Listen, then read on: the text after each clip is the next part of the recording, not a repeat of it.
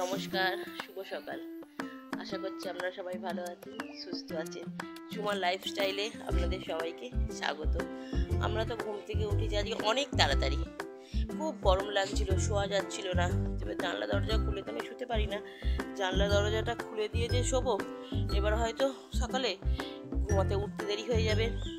তাই ছেলেতে আমাদের ভোর ভোর থেকেই উঠে আছি।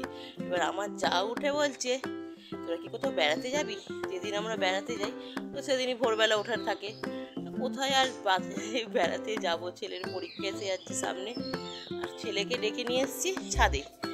বাবু কাঠকুটো আছে, চ তুই তখন পড়তে বসবি না? তাহলে চ। ও কি এসে বলেছে বলে? তোকে শুধু বলেছি জানিস বাবু, আমি না এইখানে চালার তলায় রান্না করি, ঘরে ধোঁয়া ঢুকছে, ছাদে রান্না করব বলে আমি নিচে গেছি বাথরুম টাথরুম থেকে ঘুরে আসতে।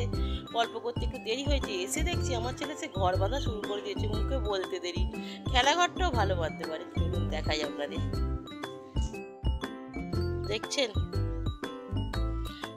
চালার নিচে আছে তো বোঝা যাচ্ছে না।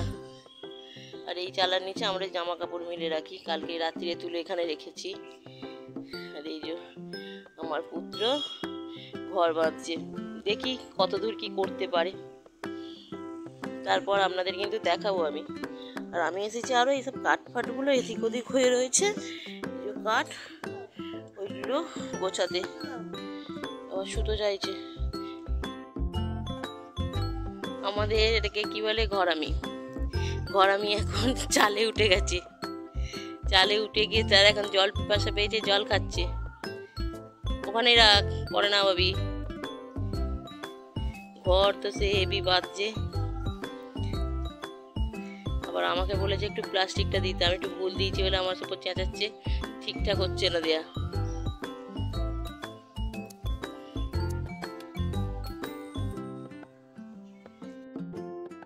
সমস্ত কিছু গুছিয়ে নিয়ে চলে এসেছি এই যে নতুন রান্নাঘরে।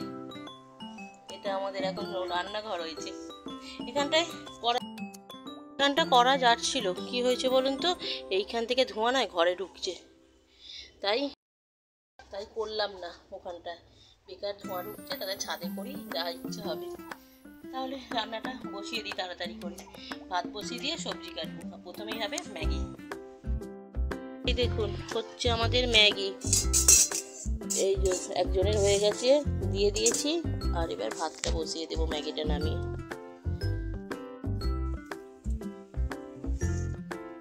এই যে ভাত বসিয়ে দিয়েছি, দিয়ে সবজিটা কাটতে বসে গেছি।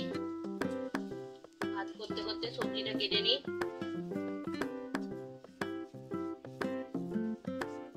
ফুলকপি কাটা হয়ে গেছে, এবার আলু দিয়ে ফুলকপি দিয়ে মাছের ঝোল করব। এই যে সব কিছু সবজি আমার কাটা হয়ে গেছে। এখানে আছে 5 রকমের নয়, চিচিঙে, পটল, আলু, বরবটি, গাজর দিয়ে ভাজা, পরে পেঁয়াজ, টমেটো, এখানে উচ্ছে, আলু, বেগুন বাটিটায় কাটা, মাছ, আদা রসুন, আর এই যে হচ্ছে ফুলকপি ভাপাতে দিয়েছি। আর ভাত তো হয়ে গেছে। কেউ নেই, একা একাই বসে রান্না করছি। সবকিছু এই জন্য হাতের কাছে গুছিয়ে নিয়েছি। এই দেখুন ফুলকপি আলুটা প্রায় কষা হয়েই গেছে। মনে হচ্ছে না আর কিছু রান্না হবে, মনে হচ্ছে এই একটা তরকারি ভাতই হবে। ও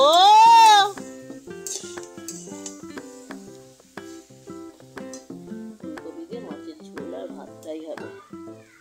বলো।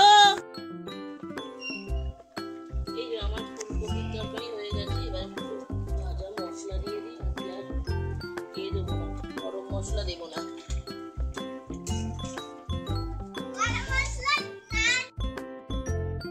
সেই সময় চলে এসেছে, যেই সময়টা শুধুই আমার। কেউ ডাকবে না, কিছু না, কেউ বলবে না মা খেতে দাও, আর ওর বাবা বলবে না এটা দাও, ওটা দাও, সেটা দাও, কেউ বলবে না। শুধুই ফ্রিজ থেকে একটা জল নিয়ে নিয়েছি। এই জল নিয়ে এবার শোবো। কাঠ ধোয়া হয়ে গেছে, আর রান্না খাওয়া তো করেছি, রুটি করেছি, আর করেছি সব রকম। সবজিটা কেটেছিলাম না ভাজবো বলে, তা ওটা তো আর ভাজতে পারিনি। তাহলে কি করলাম, ওতে আরো বেশি বেশি করে কাটলাম। রুটিতে একটু বেশিই লাগে ভাজাটা, আর ভাজা তো কমেই যায় ভাত দিয়ে বলে ভেবেছিলাম অনেক রকম তরকারি আছে একটু একটু নেব।